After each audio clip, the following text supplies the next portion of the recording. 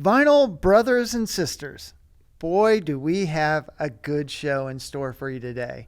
We're going to talk about the most influential person probably in any of our lives. Someone who gave us everything, someone who did everything for us. Some of us were inspired to be fans of certain music by this person.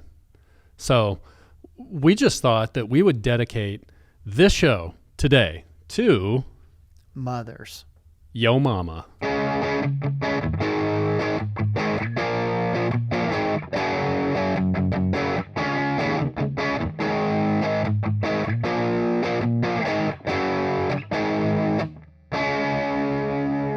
So it's May, and we thought, let's recognize the most important, or one of the most important people in our lives, mother, mom, mommy. Mom, mommy, mama.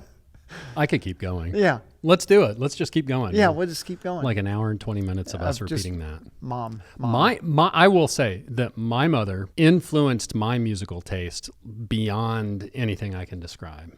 She and my dad had a really wide array of records, and at one point 8 tracks, and it wasn't off limits. A lot of people in the home, a lot of homes don't touch the records. Don't touch the records. Don't touch the stereo.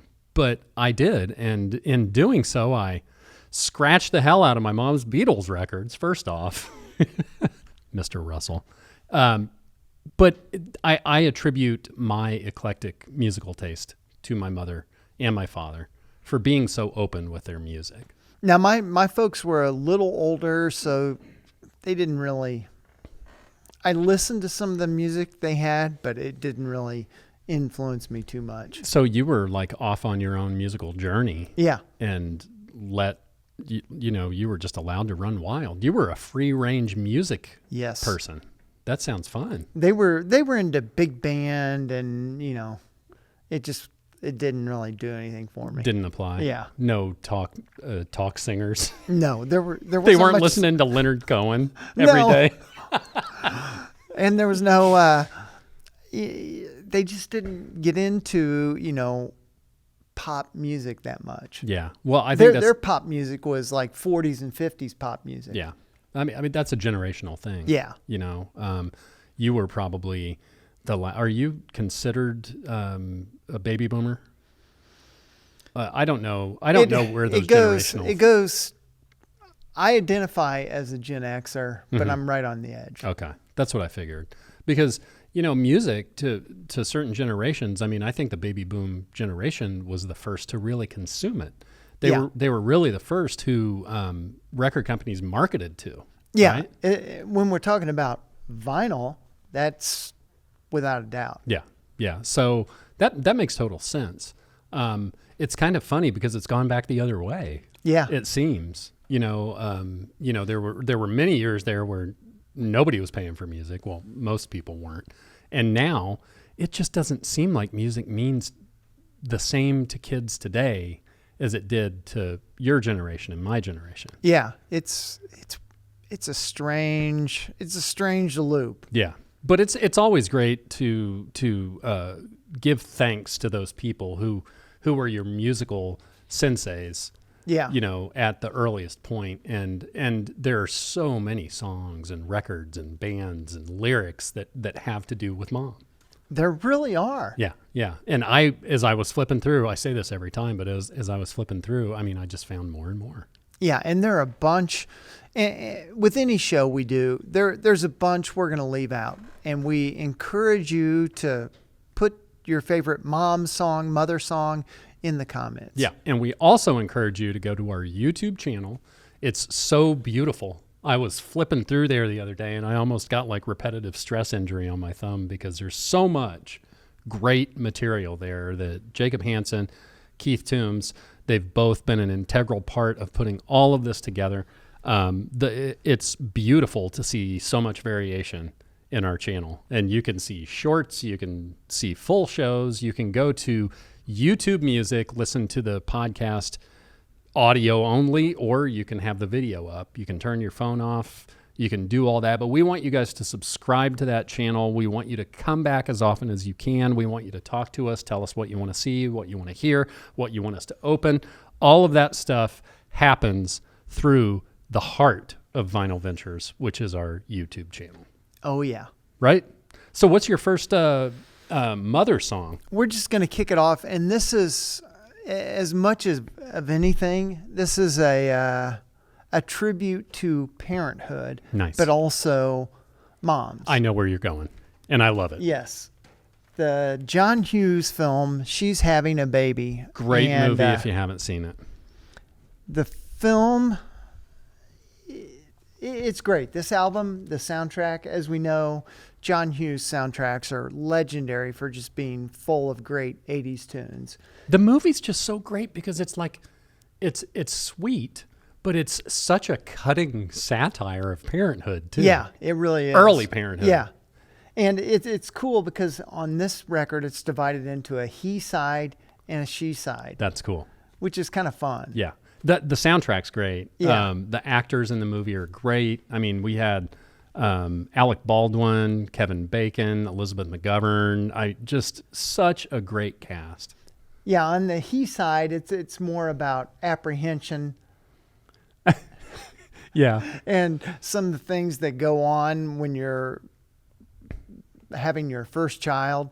And on the which you can tell us a little about that. And on it's all very true. Yeah. And on the she side, it's more about embracing motherhood and what happens. And the changes that come along with it, Yes. Emotionally, physically, Yeah. all of that stuff.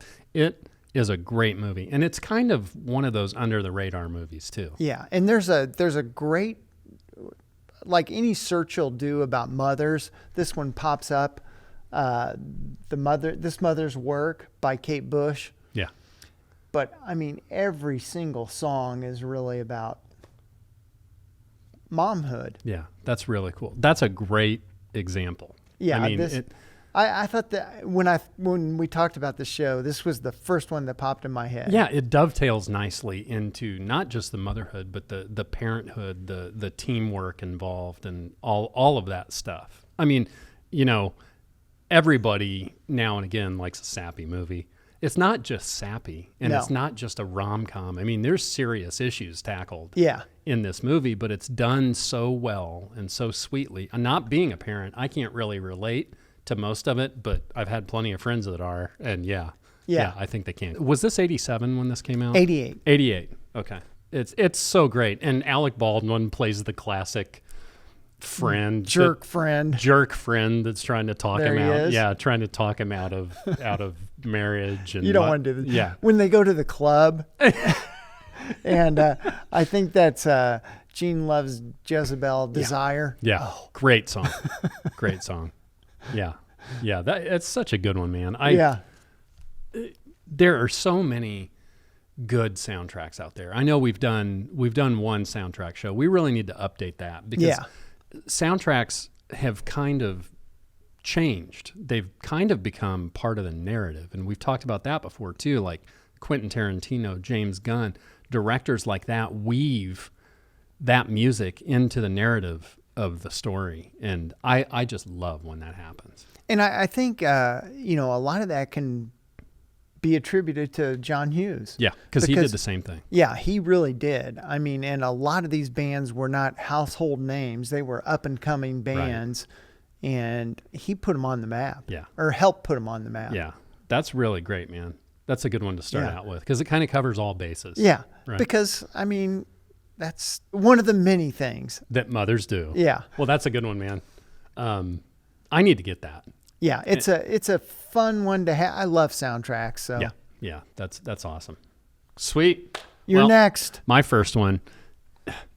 I don't know that I've ever done one of these shows and started with a Zappa record, but this was a last minute. I haven't even opened this. This is so new. This was in my new stack, and I had to go in to grab my records today because I worked this morning and I didn't want to leave them in my car to melt. So I'm walking out and I look over at my stack of unopened records, and on the side, Mother Mania. Yeah. I'm like, well, that's the first That's one to gotta be start. there. So this is like a best of the mothers compilation. And this has some really great songs on it. It has Mother People, okay, Duke of Prunes, Call Any Vegetable, The Idiot Bastard Son, right? There you go. It Can't Happen Here. You're probably wondering why I'm here.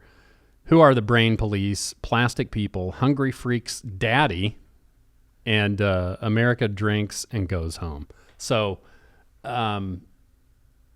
you know, Zappa is obviously not for everybody, but the Mother's era of Zappa is just so great. There was, if you watch that most recent documentary by Alex Winter, he ruled with an iron fist for sure, but there was like a camaraderie and a teamwork, and everybody kind of had to buy into the ethos and the work ethic, because he ruled that band. I mean, if you missed a note, you heard about it. Yeah. He was that kind of band leader. And most people think of Zappa as just kind of a novelty song guy, and he couldn't have been any further from that. I mean, he notated music. He wrote it.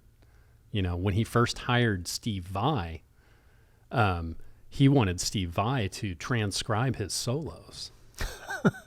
You know what I mean? Yeah. And that makes my head hurt. But there's so much good Zappa music out there. If you've heard of him, or you think it's kind of a snooty thing, or you're kind of put off by it, go out and just sample a smattering of Zappa, which that should be a greatest hits, a smattering of Zappa. Yeah, and Frank was the mother of the band.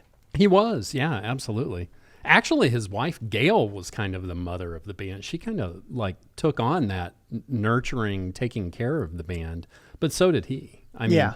you know, he's just from another planet, Yeah. as far as I'm concerned. I mean, he died, I think he was 53 when he died in 1993, which is a shame. But yeah, I miss Zappa. I wish that in today's world we had a mind like that. Kind of the same thing as Carlin. Yeah. You know. But I thought this was so appropriate to start with Mother Mania. Yeah. I'm gonna go home. I'm gonna tear the cellophane off of this. I'm gonna keep this nice rectangular sticker, and this 180 gram vinyl hype sticker may go in the trash because it's circular. It's circular. What's your next one, man? Next on the list.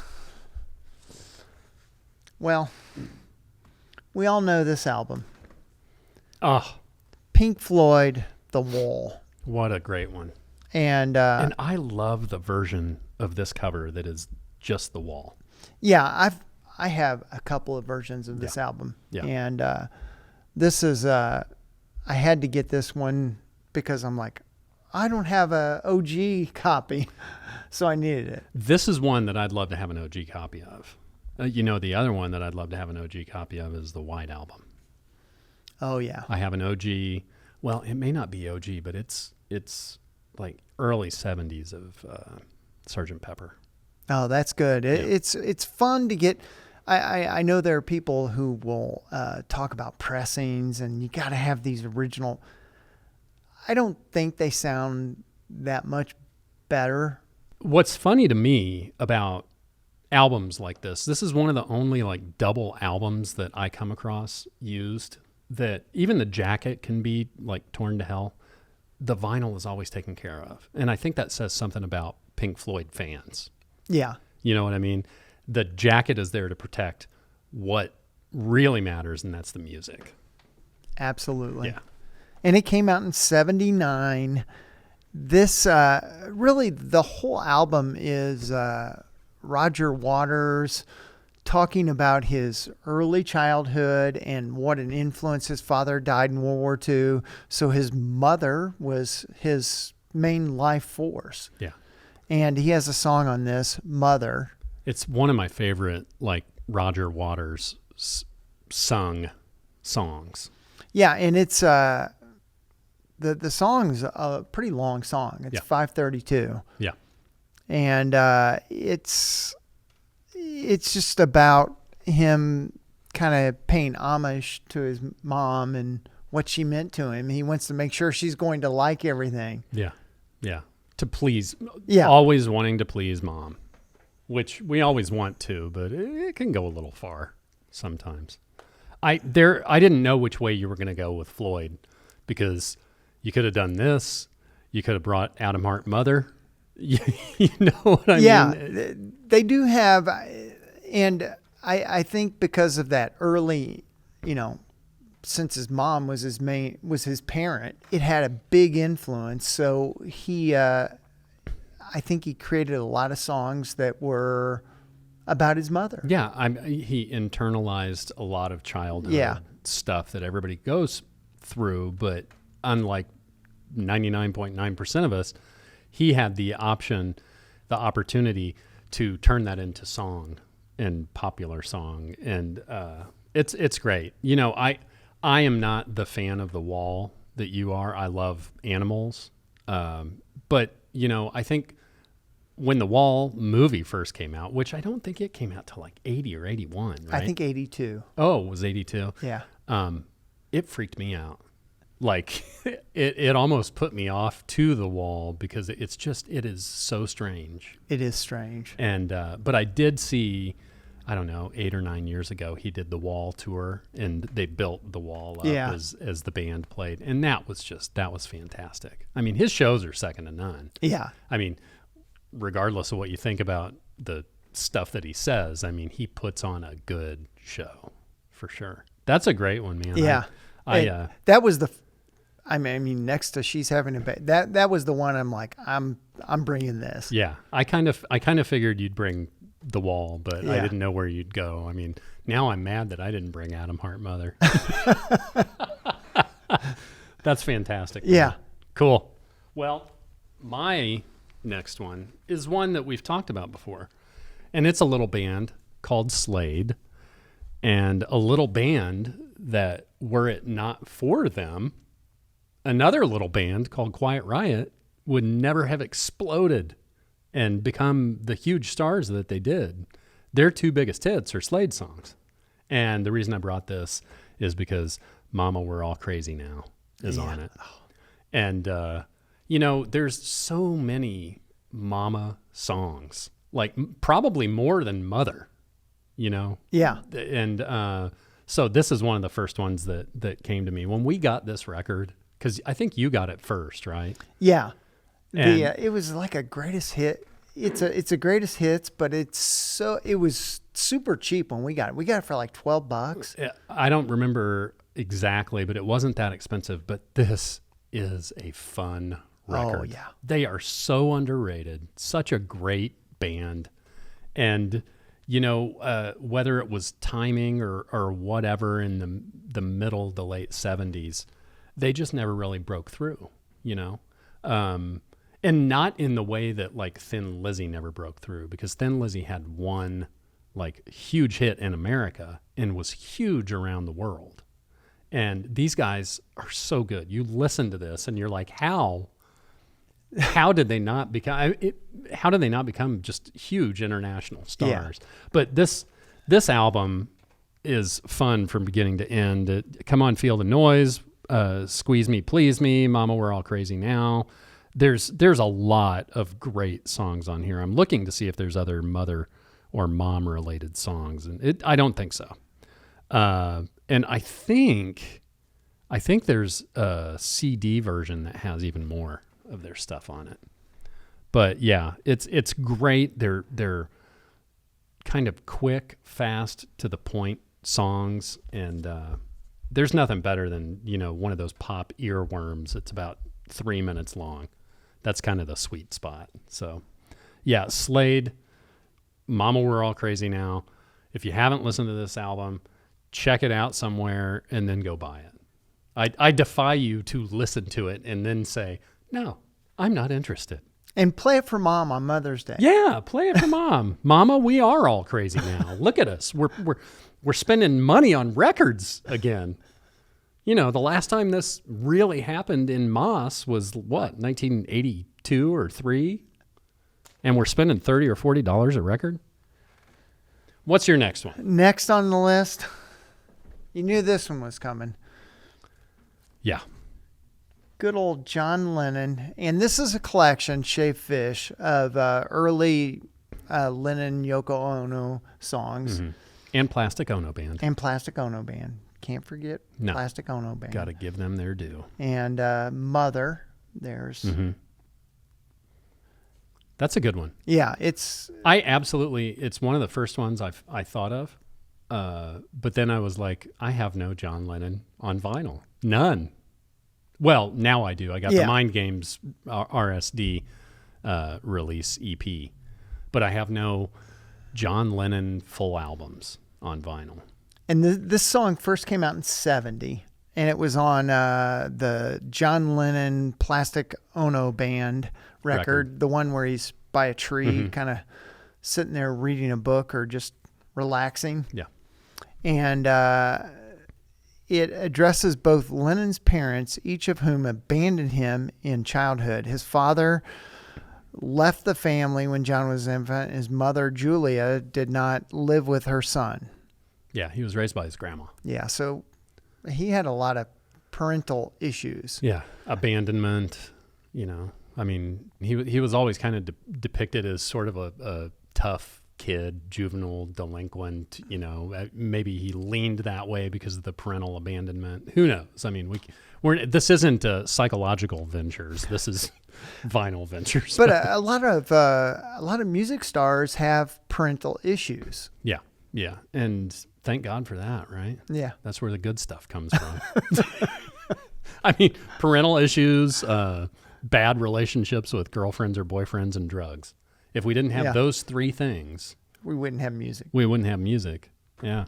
No, that's a good one. I really need to dig into Lennon's solo stuff.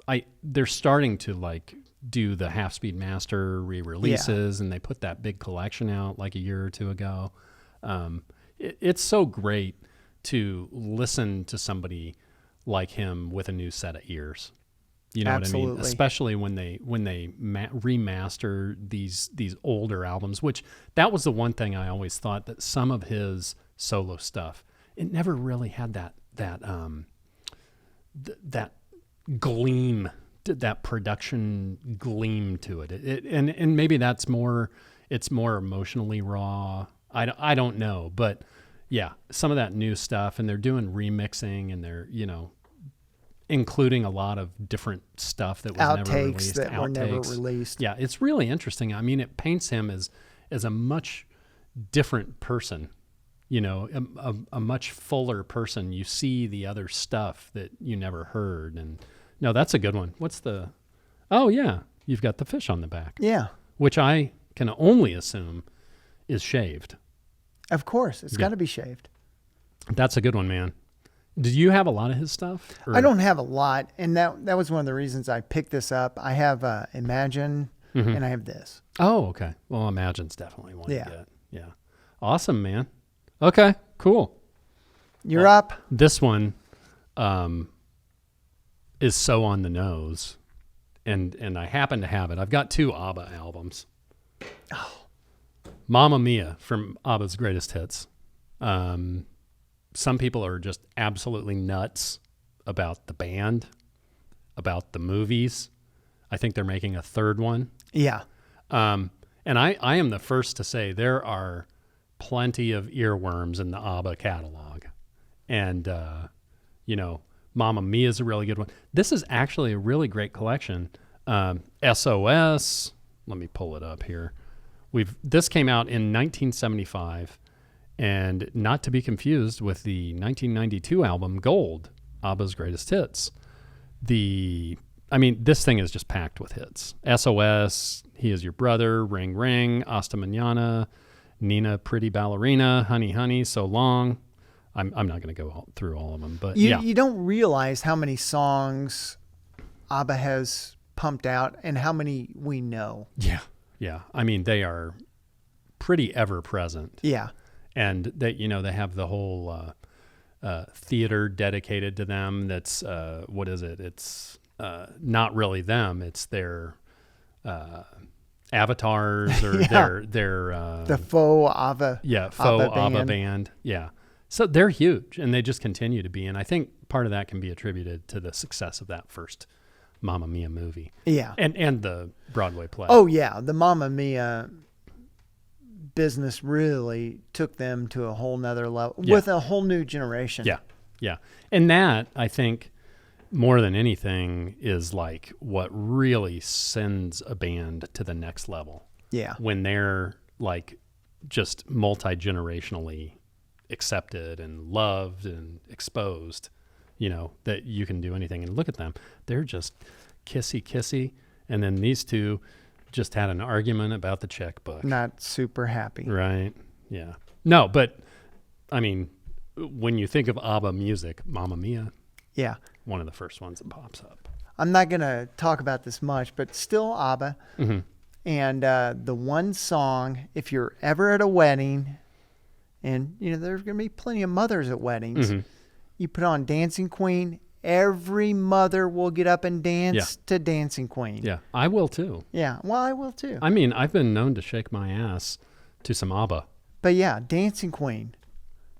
I don't know that we've ever both brought an ABBA record to a show. I wasn't going to talk about It's this. a Dear Diary moment. Yeah, but I had to throw that out because, you got to have a song that mom's going to dance to at the wedding. Yeah, I mean, DJs, that's the dance button. Yeah. DJs, things are slowed down, Let's do the family dance. You just played Let's Stay Together, then throw ABBA on. Yeah. Drinks hit the table and butts hit the dance floor. And they're out there. So. What's your next one? Well, we'll stay with Mr. Lennon, the White Album. Yes. And again, he's writing a song about mother, Mm-hmm. but he addresses her by name. Yep. On this album, Julia. Yep. And I brought mine too. Oh yeah. Yeah, with the Esher demos. But yeah, it's one of the first ones I thought of as well. Yeah, because he just we just talked about what an impact it had on his life, and it never really ended. No. It went on, well, because the solo stuff was after the Beatles, and I mean, it was still a major mark on his psyche. Yeah, and he was such a young dude when he died. What was he, 41 or 40? Boy. I think he was born in 40, right? And he died in 1980. So I think he was 40. Yeah. Keith's somewhere in the background yelling out the answer. But no, that's a good one. Yeah. And his let's see, and his mother died in 1958 at 44. Wow. So she died pretty young too. Man, when you were talking about The Wall, we were talking about having an OG of The Wall, which is cool. And I said the White Album is another one that I'd love to have an OG of. And did I ever share that story of you of that store somewhere? Or maybe it might have just been an art exhibit. It looked like a record store, but every record in it was the White Album. Have you seen that? Yeah, I think you sent me the picture. Yeah. It's pretty cool. I mean, this thing has been, repopped time and time and time again. Yeah. But I do have to say that when I was younger, the White Album wasn't as much on my radar. It's one of my favorites. It's by far my favorite Beatles because album. It's so wide-reaching and eclectic and strange, and it's everything. Yeah, it's everything that you want the Beatles to be. Yeah, for sure. And when I was a kid, the guy that played guitar in my first band, I went to one of his performances, just an acoustic thing, and he did Rocky Raccoon, and I was like, that's pretty cool. Yeah, for the longest time, that was one of my favorite Beatles songs. Yeah, it's so great. I mean, it's very unlike a lot of them. It's one of those like story songs. Yeah, that you'd almost expect on, gunfighter ballads and something kind of record. So yeah, that's a good one, man. And it's a great song. It's a beautiful song. Oh, it's a beautiful. It's very. It's not like a Beatles blueprint. No. It's heavy. Yeah, it's heavy. So much of their early stuff was so lighthearted and, poppy and danceable, and it's like they so much changed with that band. The aesthetic, the music, the seriousness of the stuff that they were doing. I mean, they were almost transforming that whole, 8-9 years that they were recording music. Yeah, and Julia is just Lennon. Yep. Just Lennon. No other Beatle makes an appearance on that song. Yeah. There was a lot of stuff going on in the White Album, but it was fitting because it was a song that was personal to him about his mother, and Yeah. so it's just him. That's a good one. Well, we have a twofer because I brought that one too, but I have extras. My next one, I just got this. I have like a 1970s press of this, and I can't. This is the Capitol 75th vaults, and I haven't even opened this one, but I wanted to bring the new one because this looks so nice. And I love awesome. the Momma Tried by Merle Haggard. What an artist, man. Oh, yeah. Such an interesting dude. This was a song written and recorded by Merle Haggard and the Strangers, released in 1968 as the first single and title track from the same album. And it won the Grammy Hall of Fame Award in 1999 and was selected for preservation in the National Recording Registry due to its cultural, historic, or artistic significance in 2016. Basically, Merle is focusing on the pain and suffering he caused his own mother by being incarcerated in 1957 in San Quentin. And he ultimately served 3 years on a robbery conviction. So he was one of the few artists that didn't just sing about it. He fucking lived it. And that's what I love about Merle Haggard, man. And so good. The song it was covered by tons of bands. The Grateful Dead covered. Yeah. That's the mark of a good song is when far-reaching bands that you would never associate with him are doing it. Yeah. Who would think we'd say Merle Haggard and the Grateful Dead in the same sentence? The U.S. Billboard Hot Country Singles chart, this was number one. And then the Canadian RPM Country Tracks chart, it was number one as well. The 3 singles from this album were The Legend of Bonnie and Clyde, Momma Tried, and I Take a Lot of Pride in What I Am. So, yeah. I've been, as everybody here knows, I've been on a country kick, so now I'm starting to, dig back into the stuff from the 80s, the Dwight Yoakam and Randy Travis, and then you had Waylon's stuff in the 80s, and we talked about Willie on the last show. I mean, I think I'm reverting to that 6-year-old country bumpkin I was in 1980. Well, and the early country or the classic country is I kind of like a lot more than certainly the newer pop country. Yeah, like the bro country type stuff. Yeah, I'm not really into that either, but this is such a great album, and I'm looking forward to ripping into it. That's a good one. These when record companies do their vault or whatever they want to call it, but their classic series, they're always really well done. Yeah, absolutely. Cool, man. What's next on yours? Thank you. Well, let's stay country. Okay.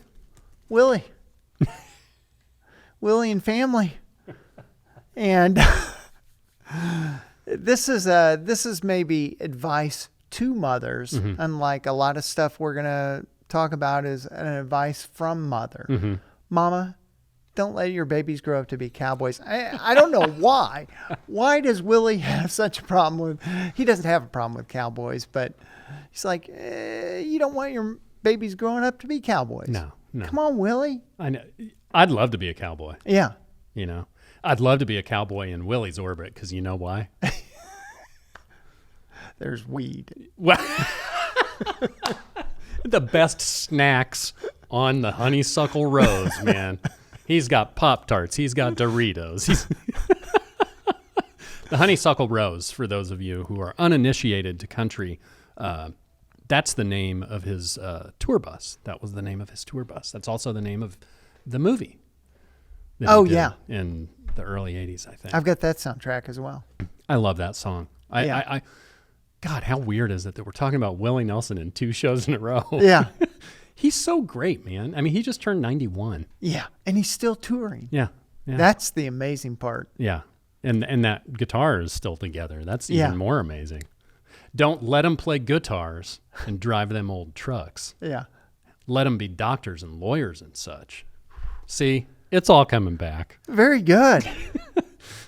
But yeah. Jacob's in there going, what? What is he talking about? But Willie and Family Live, this was really a very good tour. Yeah.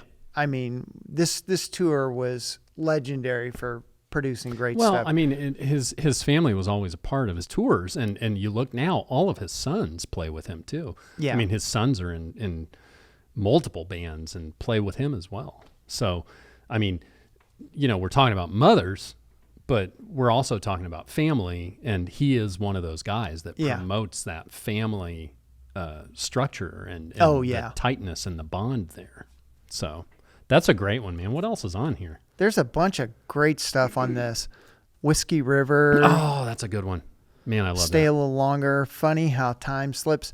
But on this, I think Crazy's on here too. Yeah, Crazy's on here. Nightlife. Amy Lou Harris was singing backup vocals. Yep. And there's tons of great stuff. This came out in 78. Man. Can you imagine the life that this dude's had? I mean, he started as a songwriter. I mean, Yeah. he wrote Crazy and Patsy recorded it. Yeah. And then he kind of came into his own as a solo artist. And then the country thing happened in the late 60s and early 70s and kind of took over both the 70s and the early 80s. Well, heck, he had a TV show in the early 60s. Yeah. Isn't that crazy? I mean, that's a really good one. Yeah. If you want to be a completist, do not be a completist with Willie, because I think we talked when I was talking about Stardust on the last show. I think that was his 23rd or They're a lot. 28th Yeah. studio album, and that was 1978. Yeah. So you're going to be busy. Yeah, you're going to be busy and broke. So maybe you can get a job, cleaning the tour bus. You're never going to get that smell out of there, though. Yeah. Willie and Family Live. You're up. Nice. Speaking of Europe, here's a little band from Europe. And I brought this one because the beginning of Bohemian Rhapsody. Yep. And he's addressing his mother. He just killed a man. And that's one of those, like, we talk about the things that pop into our head when we come up with these themed shows, but that's like the first one. And I was like going through my list with my wife last night, and she said, Bohemian Rhapsody? And I started to sing the song. Yeah. And she goes, Oh, there you go. So there's a lot of ways to look at this. This happens to be the soundtrack, which is fantastic. Oh, it's incredible. It's such a good soundtrack. It's such a great snapshot of a band that is probably more on top of the world now and bigger in America now than they've ever been.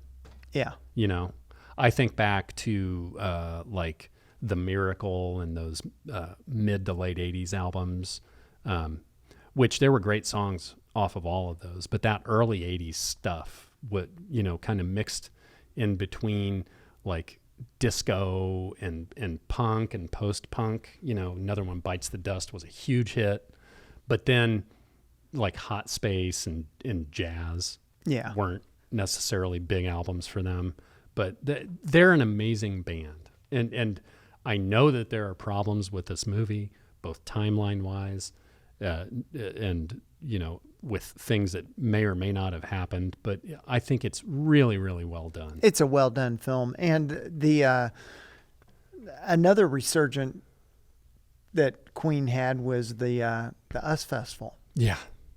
Because their performance was just amazing. It kind of turned their career again. I mean, it made people aware of Queen again. Yeah. And what a stage to do it on. Yeah, it was perfect. Yeah. It's great.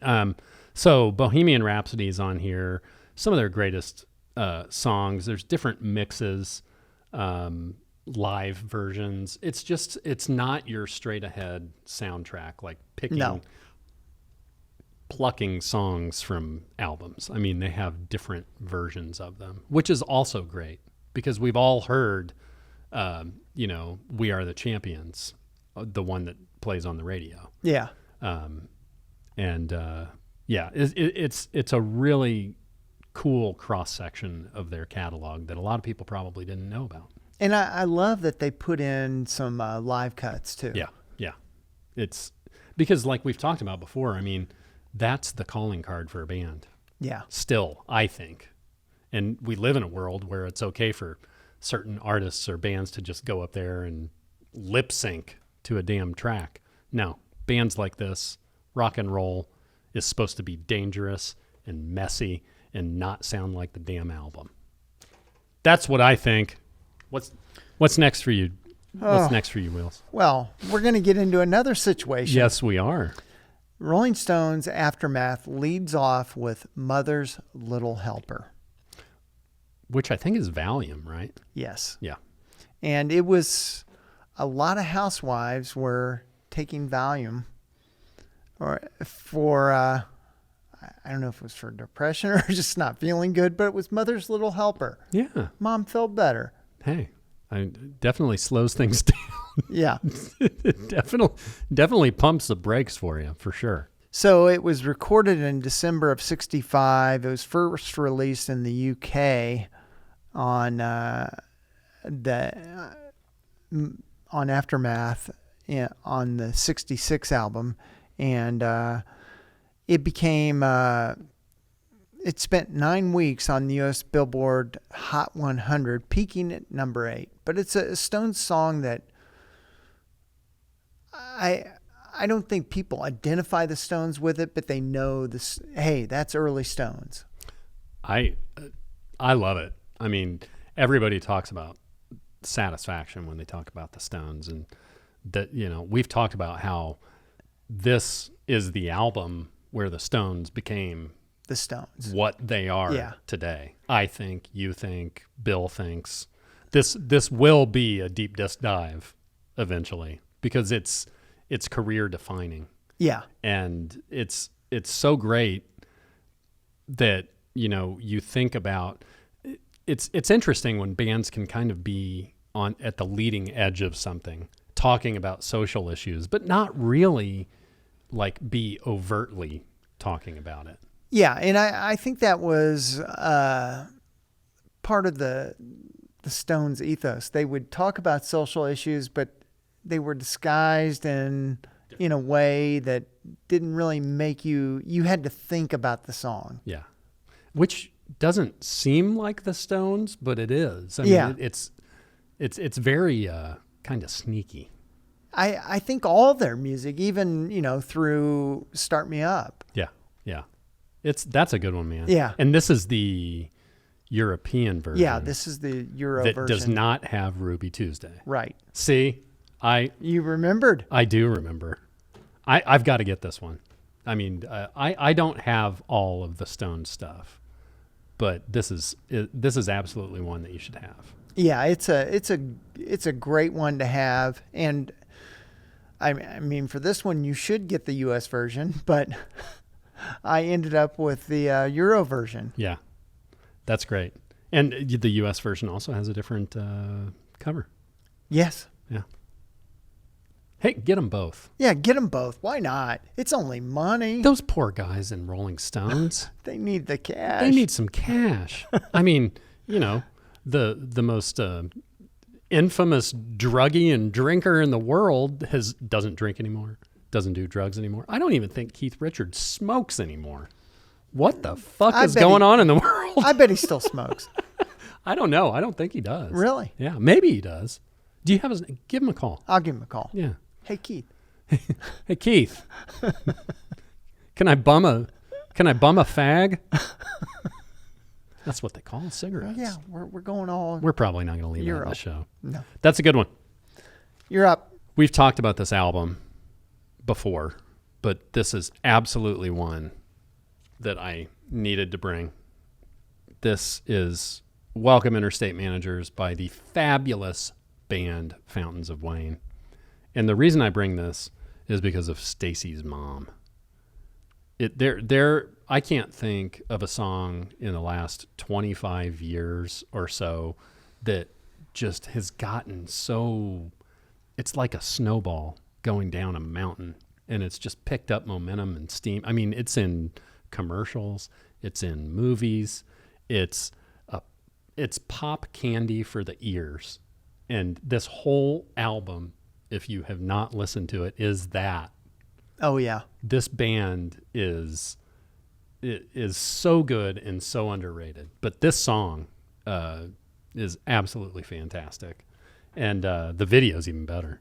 I love the cover of these like anonymous businessmen in formal wear sitting around a big table, finding new ways to take on the world and make more money. And this is also on red vinyl.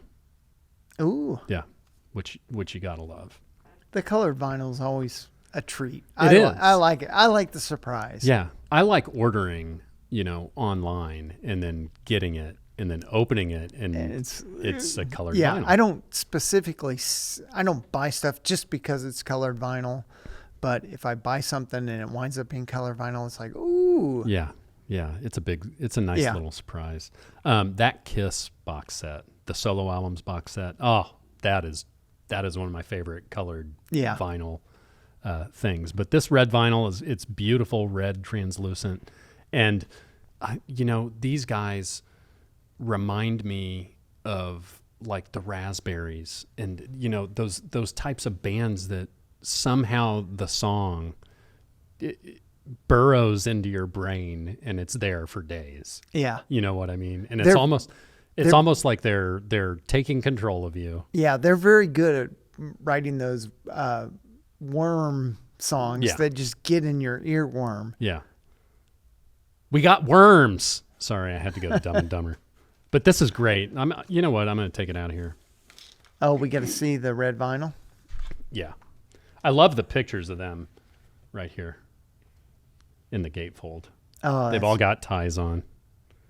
And the one bummer is that Adam Schlesinger played bass, keyboard, vocals. He was one of the first COVID deaths. Yeah. Unfortunately, he got COVID and did not survive it. But I do love the little slip cases for each of the records too. And ooh, that's getting ready to fall. Look at this. Isn't that great? Oh, that's beautiful. Yeah. It almost matches our set. Yes.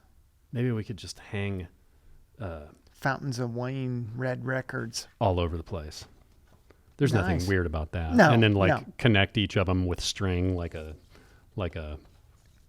serial killer. Now, was the original release this black and white with just red Fountains of Wayne? I think so. You know what? I'm not even sure. I know that this has extra songs on it that the original did not. Because what year did this come out? I didn't even switch over here. Stacy's Mom. This came out in 2003, 21 years ago. Wow. And The Valley of Malls. Well, actually, Stacy's Mom might have been one of the only singles off here. Huh. I don't know. But yeah, it's just a great record. And sometimes you want to put something on that makes you think.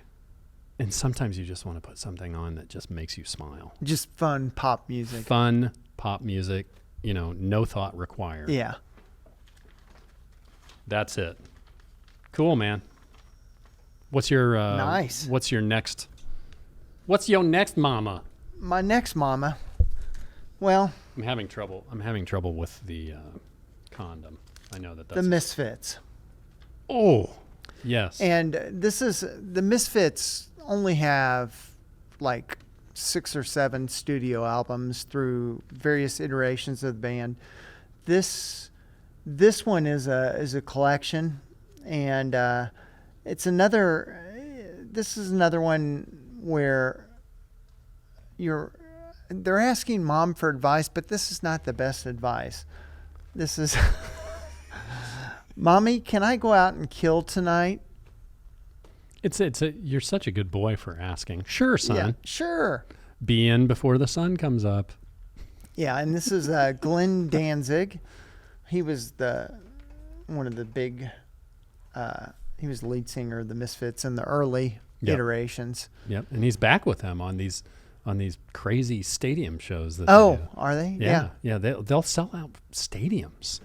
The Misfits, they're one of those bands that I don't get why people are so into them, but you see people with Misfit T-shirts all over the place. Yeah, like Pusshead did all those T-shirts like in the 80s and stuff, yeah. Yeah, it's one of those bands that has really just taken off with a broad crowd. Well, I mean, more independent band than huge international band, but they have like trudged their own trench, man. They've blazed their own trail, and like I said, they aren't like touring on and on and on, but they'll do shows and they'll sell out 10, 15,000 stadiums, which for an independent punk band that's kind of I don't even know what you'd classify them as, like dark punk, or they're just punk. I mean, it's like, the Stranglers or somebody,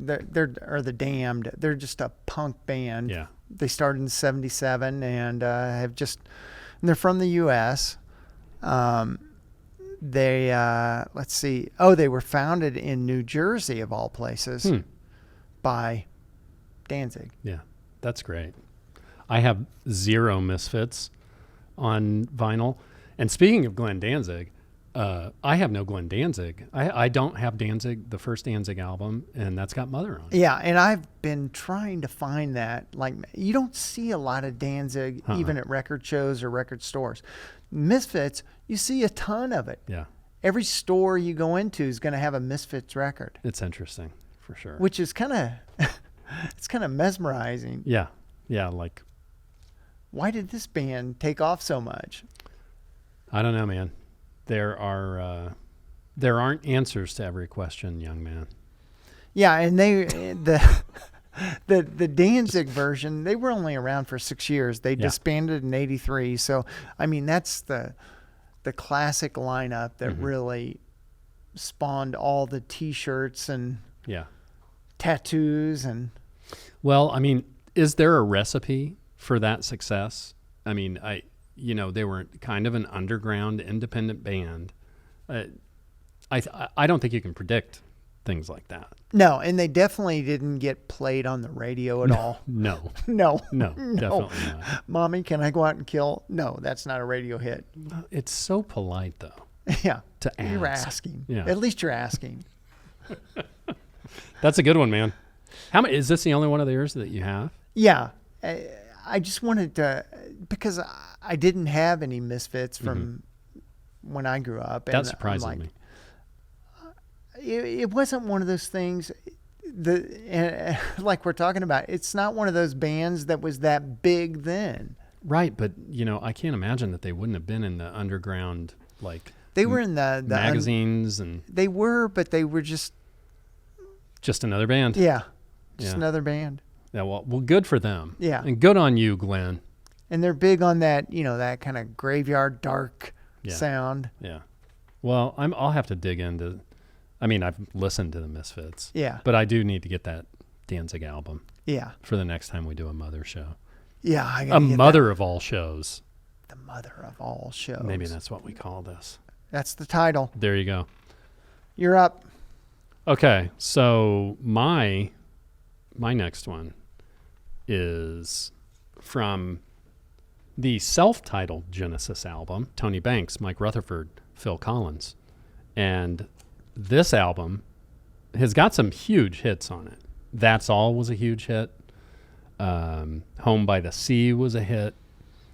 And then Just a Job to Do is a hit. Illegal Alien, I think, was kind of a hit. But the big one off of here is That's All. But the album starts with Momma. And, there's a couple Phil Collins. I wish I'd had You Can't Hurry Love by Phil Collins, because Mama said you can't hurry love. But yeah, Momma. This is kind of my introduction to Genesis. That's All. I think it was a a nationwide rule that that's all had to be on like top 40 radio about every 3 minutes. Yeah. And I heard it all of the time. And it's got such a great groove and a little piano in it. And I don't care what you say about Phil Collins. He's got a great voice. And he can play drums like you know what? I almost said the mother of all words. Yes. And this Genesis record was everywhere when it came out. Yeah. I love the band. I love their prog stuff. I love their poppy stuff. Most of his solo stuff I really like. It hasn't really held up well. Some of the 80s stuff sounds a little dated now, but there was a point at which, you know, he was producing everybody's albums. Yeah. You know, not the least of which like Eric Clapton and, you know, people like that were going to Phil and saying, "Hey, come here, you little bald-headed weirdo. Produce my album." I don't. Now we're going to get bald-headed hate mail. Or weirdo hate mail. No, weirdos are okay. Yeah. Well, weirdos are our core audience. Yeah, this was again one of those ones that I was like, that's got to be there. That's a good one. Thanks, man. I appreciate it. And I like this record condom because it's nice and clear. Yeah. Did that one come with the album? No. I got it somewhere else, but it's much clearer than most of them are. And this was produced by Genesis and Hugh Padgham from Atlantic Records. For those of you playing the home game, what's your next one? Well, let's have another song about Momma by Bob Seger on Beautiful Loser. I love this album cover. It's my favorite Seger album cover. Is it? Yeah. Yeah. Just because it's so... He has the top hat. He's like the country gentleman. Yeah. Actually, it looks like he raided Leon Russell's wardrobe. Yeah. He sat down for a photo shoot. Hey, Leon, let me borrow your stuff. Where can I get a top hat that's white? And it's like Leon Russell. It's like Mr. Clean's top hat. Yes. And he's got his cane. That's his walking stick. His walking stick. Yeah. Sorry. Yeah. That's Sorry, okay. Bob. That's okay. No, Bob is a Midwestern treasure, man. Yeah, and this is Momma with an O, whereas the Genesis is Momma with an A. With an A. And we've told the story before, but Bob Seger is the reason that we're doing this show today. Yeah. Really. I mean, Wheels and I, first time we went record digging together, we were looking for Bob Seger records. And this came out in 1975. Man, he's been around a long time. He's been around, and he was a force for a long while. Yeah. Because he's one of those 70s artists who transitioned into the 80s. Okay. Yeah. Not everybody. Not really into the 90s, but the 80s for sure. I mean, he did. You know, he was doing soundtrack songs on movies like Beverly Hills Cop 2, Shakedown, Breakdown, Takedown. Remember that one? No. Oh, okay. John's not a fan of Beverly Hills Cop 2. But you know, the other interesting thing about Bob Seger is he kind of has that Neil Young, Bruce Springsteen, Bob Dylan, John Mellencamp, working man, blue collar, rock and roll troubadour thing. And there aren't a lot of dudes like that. You know what I mean? There aren't a lot of dudes that can perform and people look at them like a working man. Yeah. You know what I mean? They associate them with those getting their hands dirty and elbow grease and working your ass off and going to the bar, and you know what I mean? And I think really that came out of the 70s because, you know, the middle class was the working class, and there were a lot of people working in factories, and they identified with folks who had that same ethos. And he's from Detroit. Yeah, he's from Detroit. Yeah. That's a good one. What else is on this? This isn't one I have. Beautiful Loser, Black Knight, Catmandu, Jody Girl, Traveling Man, Momma, as we spoke about. Nutbush City Limits, Sailing Nights and Fine Memory. There's a portrait of Bob on the back. Yeah. That's great, man. I need to get more Bob Seger. As we were talking about The Wall earlier and how it's every time you look at a copy of The Wall, it's like they were very careful with the record. Most Bob Seger stuff is not very well taken care of. No, it's been and of course this is a used album that was.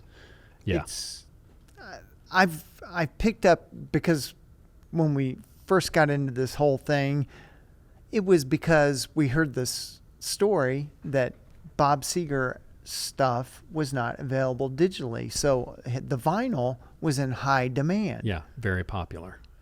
I think that's changed since then. Well, yeah. I mean, a couple, like 3 or 4 years after you posted the story, and then I think I commented on it on Facebook, and then we kind of hooked up, and I think Midland Antique Mall is the first place we went digging. Yeah. That was the first honey hole.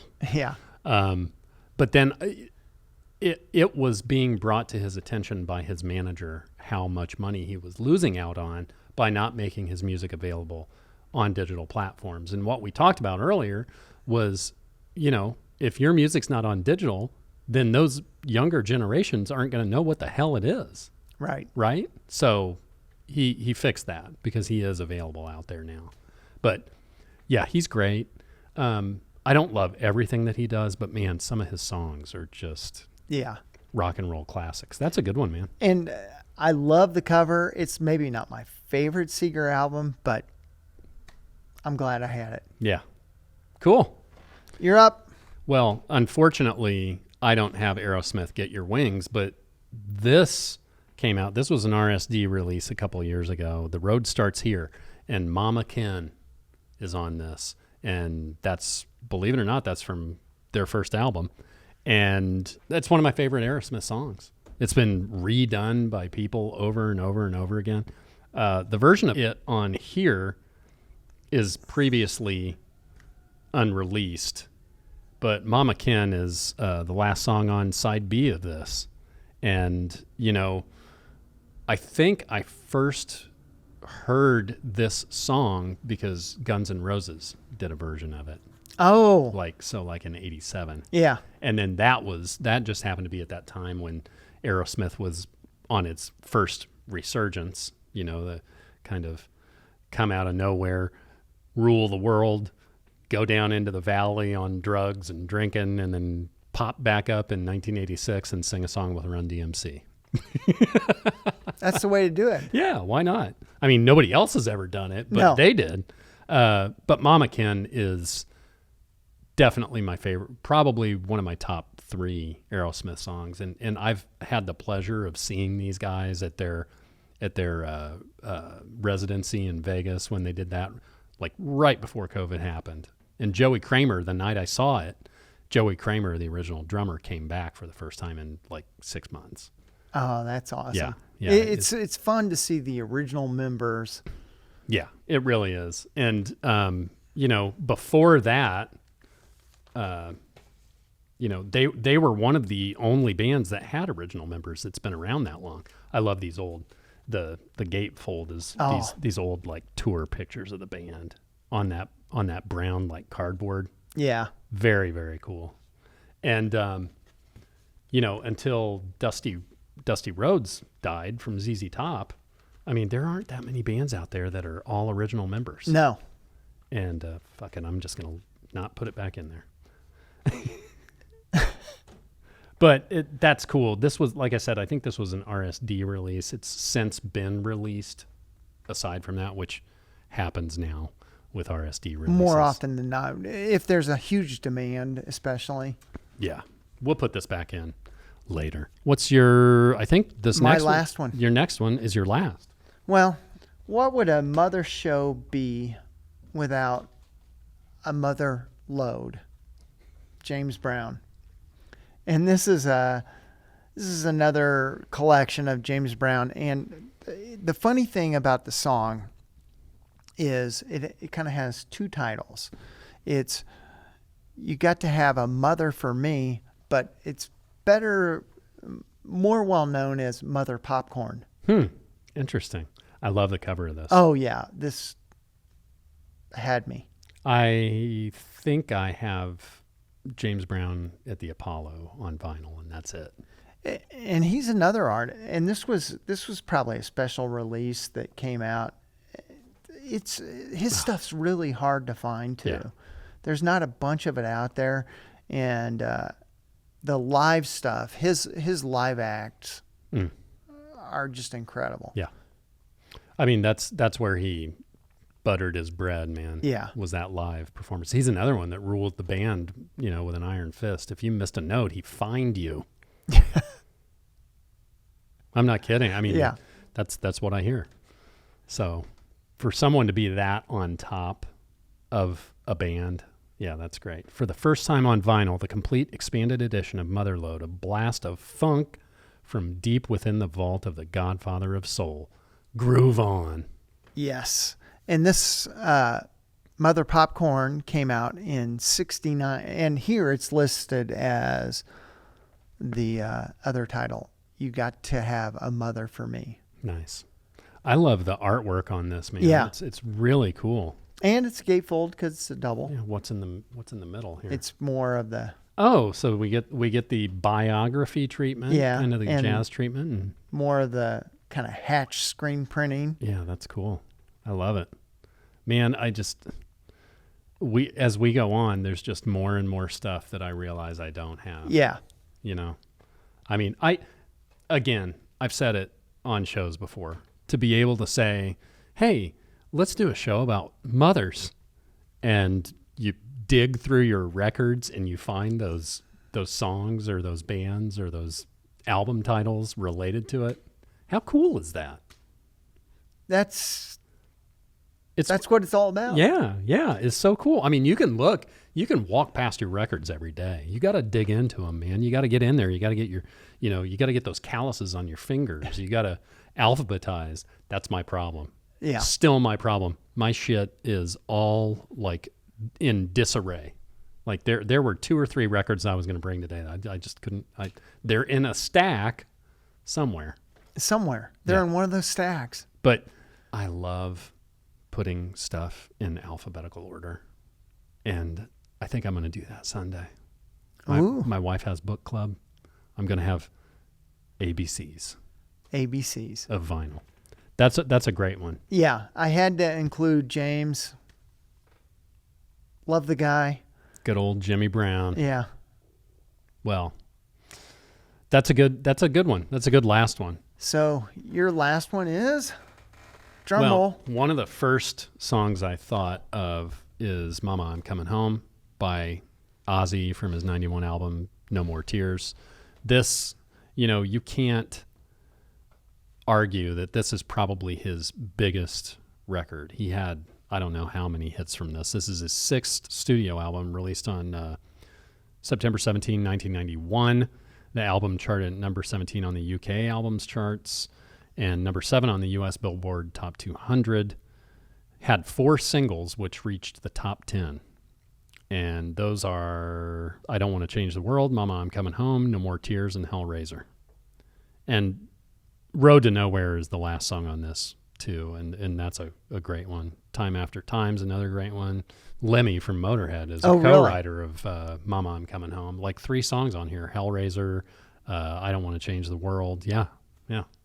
I did not know that. Yeah, I did not know that. This album, I think this was released in 22 or 21. It hadn't been repressed since 91. So it was highly anticipated. And it's a good one, man. I went to the shows for this tour because his tour for this album was No More Tours because he was retiring. And we see how that happened. Then all the Ozfest stuff happened in the 90s, and money started they kept backing dump trucks of money to his house in Beverly Hills, and the TV show helped a bunch. Yeah. But this is just a great album. I love the photo of the band on the back too. Oh yeah. Mike Inez, Randy Castillo, Zach Wilde. Really, really a great album. And he's being inducted into the Rock and Roll Hall of Fame this year and for his solo work. And it's very much deserved. Oh, yeah. But there are a lot of people like Lemmy and Zach and Randy Rhoads and Jake E. Lee who helped him get to where he is. So I hope he gives them their due too. And So. Sharon was kind of the mother of the band. She was. She was both the mama and the papa. I had to put this out there. Oh, yeah. You know, when I was a kid, I heard the mamas and the papas a lot. Heard that. That was on your parents' playlist. Yeah, just that glorious four-part harmony. And it's one of those things that you hear, and it just instantly transports you to childhood. So I think I talked about these guys on a previous show, but yeah, mamas and the papas. It's been fun digging into our mama collection. Yeah. There's so many ways to like look at and take stock of your records, and I just love that we keep finding interesting ways to dig into it, and most of the time we don't repeat. So Yeah. yeah, but we want to tell you guys to follow us on social media, and first and foremost, go to that YouTube channel, because we have so much good stuff on there that so many people have helped out with. This is a community. This isn't just me and John. This isn't just a show. This is a community. And the reason that we have such a great time doing it is because that record community exists at your record stores. It exists at the shows.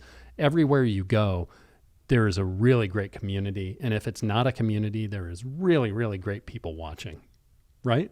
Oh, yeah. So please go to that YouTube channel. Please subscribe.